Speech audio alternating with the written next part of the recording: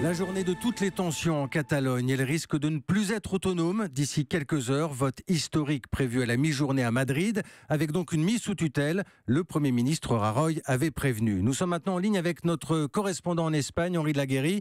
Henri, une nouvelle fois, les regards se tournent vers Carles Puigdemont, le président indépendantiste. Et c'est important également vers sa majorité.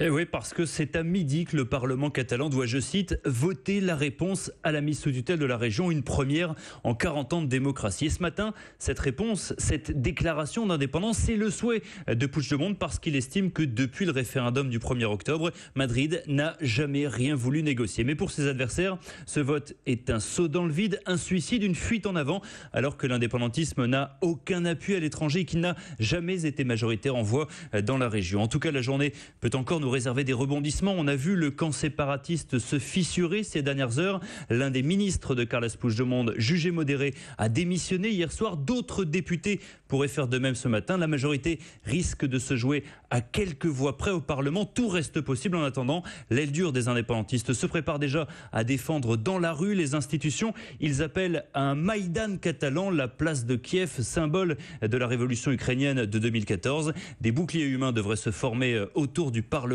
régional. Les séparatistes feront tout pour empêcher la destitution de Carles Puigdemont et son gouvernement qui devrait prendre effet ce soir ou demain matin. Henri de la Guéry, correspondant d'Europe 1 en Espagne. La Syrie et Bachar el-Assad jugés responsables de l'attaque au gaz sarin, celle qui avait fait plus d'une centaine de morts, dont beaucoup de femmes et d'enfants au nord du pays. C'était le 4 avril dernier.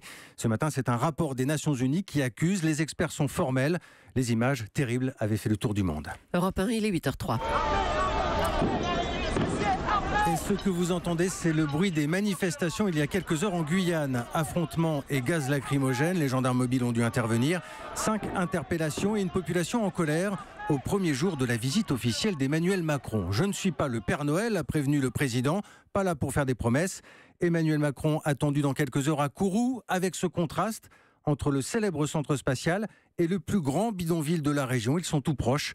Martin Fenot est l'envoyé spécial d'Europe 1 en Guyane. La route de bitume mène à l'entrée de la base, mais un sentier de terre rouge s'écarte du chemin et s'enfonce dans la forêt. 500 mètres plus bas, des enfants jouent dans des flaques au pied de baraques en bois. Ici, on est même plus près de la base spatiale que le centre-ville. Tout est fait en tôle, en bois de récupération. C'est vraiment de l'habitation insalubre. José Mariema, habitant de Kourou, interroge une femme brésilienne qui sort d'un abri. Você faz a homenagem uma vez ou não, aí ajuda da casa. Ils vivent de temps en temps de jobs de ménage. Peguei monte de filles. Ils sont arrivés, mais c'est très difficile pour eux. Pas d'eau courante, des câbles électriques trafiqués pour des centaines de personnes, dénonce le responsable associatif. Ils viennent en Guyane pour trouver l'Eldorado, et puis le quick, eh ben non, c'est pas ça. C'est un peu la réalité de ce qui se passe ici aujourd'hui dans notre ville spatiale. On est à 2 vitesses. Un salarié de la base explique qu'il passe à côté tous les jours pour rentrer chez lui dans sa maison à 1,5 million d'euros. Le spatial fournit des emplois, mais a aussi fait exploser les prix des logements. Kourou, Martin Fenot, Europe 1. Aux États-Unis, l'assassinat de Kennedy, la vérité, presque toute la vérité, mise en ligne cette nuit des derniers dossiers secrets. À l'exception de certains documents sensibles, Donald Trump a finalement suivi l'avis prudent de la CIA et du FBI. À Paris, l'ouverture d'une enquête pour proxénétisme aggravé. Elle concerne ce site de rencontre qui met en relation des hommes ou des femmes riches avec des jeunes qui le sont beaucoup moins. On vous en parlait hier matin, une campagne de pub a fait scandale devant plusieurs universités à Paris. Elle jouait sur la précarité de certains étudiants. Et ce matin, un témoignage dans ce journal. Nous l'appellerons Cynthia. Elle a 22 ans, étudiante dans le milieu sanitaire et social. Elle se prostitue depuis 2 ans. Elle raconte sa dernière expérience à Benjamin Lévesque. C'était samedi soir, la dernière fois. Et c'était chez lui. Il m'avait invité, on avait bu un petit verre, et puis voilà, après, on a fait les choses, quoi. La première fois que j'ai commencé à demander des sous, en fait, j'étais sur les sites de rencontres. Je leur ai dit, voilà, moi, il n'y a pas de souci, je peux coucher avec toi, mais du moment que, voilà, tu me payes. Au début, ça m'a fait un peu bizarre, mais bon, après, au final, je me suis habituée au fil du temps et je me suis dit, voilà, au moins, ça me rapporte des sous. À peu près dans les 1 000 euros, je peux me faire par mois. Parce qu'un logement sur Paris, c'est un peu cher. En général, voilà, quand je reste à peu près 1 heure, je lui demande au moins 100 euros. Tant que je dois payer mon appartement et tout ce qui va avec, je ferai ça, mais je pense pas continuer ça plus tard, par contre. Je dirais, ils sont un peu des brutes, quoi, mais bon. Après, je lui dis de se calmer un petit peu. Après, en général, ça va, il le fait doucement. Vous avez parfois eu peur ou pas ? Quand c'est la première fois qu'on voit quelqu'un, qu'on ne connaît pas trop, oui, il y a un peu de peur, mais s'il vient que pour ça, que pour le plaisir, bah Voilà, on fait notre truc et puis c'est tout. Ma meilleure amie, elle est au courant. Mais sinon, le reste, non. Surtout pas ma famille, non. Ils ont déjà posé cette question-là, savoir comment ça se fait, j'ai autant de sous pour pouvoir m'acheter plein de choses. Et je leur dis juste que voilà, j'ai déjà mis des sous de côté, et ils s'en doutent pas. Après, je verrai pour construire ma vie de famille. Il faut juste que je trouve ce petit prince charmant-là. Mais pour l'instant, c'est pas encore le cas. Voilà pour ce témoignage recueilli par Benjamin Lévesque. La nouvelle taxe sur les sodas, elle a été votée cette nuit à l'Assemblée. Le principe, plus la boisson est sucrée, plus c'est cher. Feu vert également pour la hausse du tabac, le paquet à 10 € en 2020, l'une des mesures du budget de la sécurité sociale. On passe à l'actualité économique avec la voiture électrique, source d'énergie pour la création d'emplois en France. Bonjour Nicolas Barré. Bonjour Jean-Philippe. Directeur du journal Les Échos, vous avez des informations à propos de la Zoé, c'est la voiture électrique version Renault. Elle se vend très bien, on peut même dire que le constructeur est un peu dépassé par ce succès. Oui, d'ailleurs Carlos Ghosn lui-même l'a avoué, Renault n'a pas tout à fait anticipé l'accélération des commandes de la Zoé, surtout depuis que son autonomie a été portée à 300 km.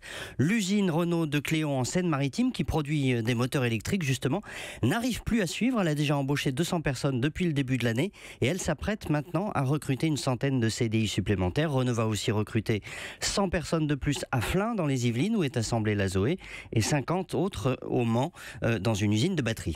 Bref, vous nous dites que Renault est en train d'adapter, je vais y arriver, son outil industriel. Voilà, grâce à l'électrique, la tendance s'inverse. Vous savez, ça faisait des années que l'emploi baissait en France chez Renault et augmentait dans les usines étrangères. Mais depuis l'année dernière, le vent a tourné. Renault s'est engagé à recruter 3600 personnes en CDI sur 3 ans en France. Et la montée en puissance de l'électrique y contribue. Les ventes de Zoé ont dépassé les 24 000 unités sur les 9 premiers mois de l'année. C'est 50% de plus que l'an dernier. Alors ce sont des chiffres encore faibles, certes, mais qui montrent que la révolution de l'électrique est vraiment en marche. L'éclairage de Nicolas Barré, directeur du journal Les Échos. Et s'il s'agissait de la formule miracle pour remplacer le glyphosate? On a beaucoup parlé de cette molécule cette semaine avec une Europe très divisée, un sujet sensible notamment pour les agriculteurs, dont beaucoup disent aujourd'hui qu'ils n'ont pas d'alternative.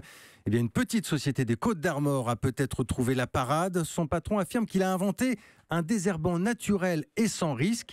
Il va même en parler au ministre Nicolas Hulot. Reportage à l'Oudéac, François Coulon. Il travaille depuis 8 ans avec une dizaine de chercheurs universitaires bretons. Objectif, trouver une alternative naturelle au glyphosate, 100% chimique.